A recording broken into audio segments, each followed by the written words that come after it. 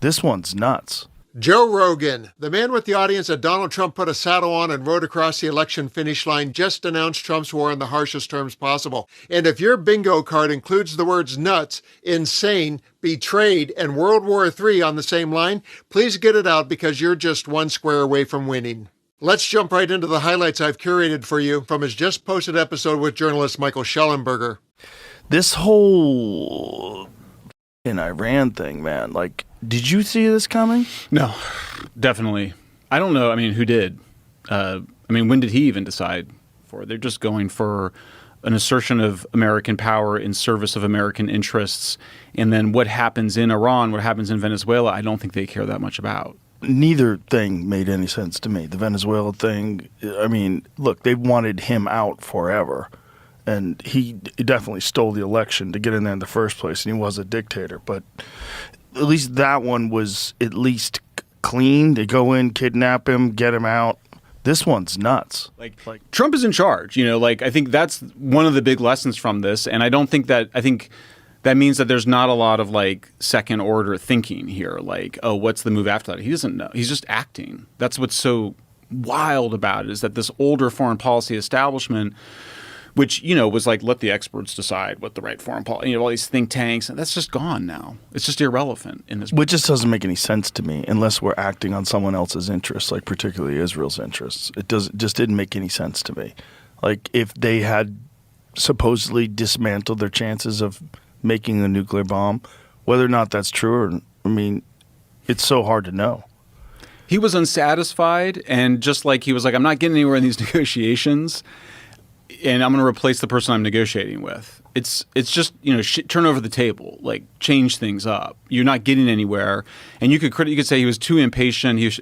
Their view was the Democrats were too patient with Iran. They kept trying with Iran. They weren't giving them what they wanted. I'm not defending it. I'm just saying I think that's what explains it. They haven't done a very good job explaining it, because I think that it just sounds to some extent like what it is, which is that they're acting without. They're sort of well, does it result in regime change in Iran? We don't know. They might say that we want that or whatever, but that's not ultimately. They're not acting on the basis of achieving regime change. What just seems so insane based on what he ran on. This is why a lot of people feel betrayed, right? He ran on no more wars and these stupid, senseless wars, and then we have one that we can't even really clearly define why we did it. So what, if anything, makes sense to you about this attack in Iran? I don't know that I'm not sure what I think of it. I don't like it. The whole older system was that you had this international, Security Council would have to agree. The Congress would have to agree. That's all gone now. It's just a totally different. This guy is just acting. He says he's not getting where they want to get in the negotiations with the Iranians, so he says we have some leverage over you and we're going to use it. Similarly, but clearly Israel wanted this. Israel has its own motivations, I think. Yeah. But I think it's not quite accurate to say that. I just don't think I think all the evidence shows that Trump is his own man and he is the president. You really think it's that simple? Trump's doing what he wants to do, and that's it? Yes. You don't think people are influencing him? Because there's a lot of war hawks around him, right? There's a lot of people that want this and have for a long time. Netanyahu's in there, but then Tucker was in there a bunch. But I think he listens to everybody, but I just don't think it's. Russians aren't behind him. Israelis. Trump is. Look what he's been through. He's got where he is. There's no way he's gonna.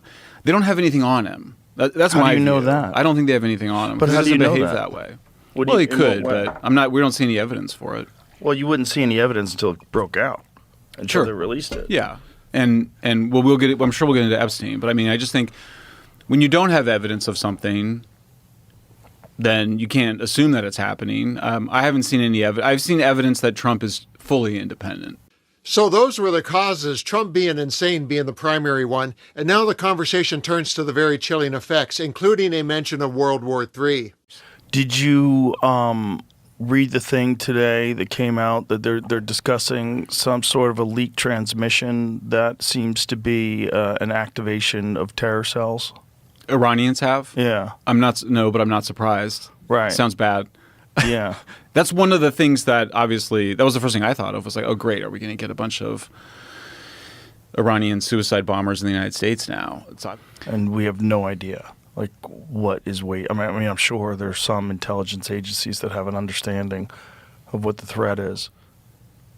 I hope so. I mean, I think we see that these terrorists are able to do an incredible amount of damage with pretty simple rifles.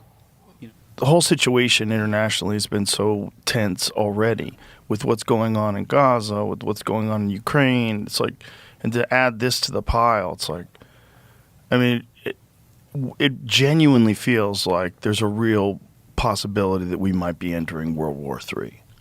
In addition to Rogan, Tucker Carlson and Megyn Kelly have also jumped from the Trump train and denounced his lawless war. But there was a time when they all dismissed the crazy things he said with a laugh and the something like, "That's just Trump being Trump." The signs were there and they ignored them. And now that he has brought us war, no one is laughing.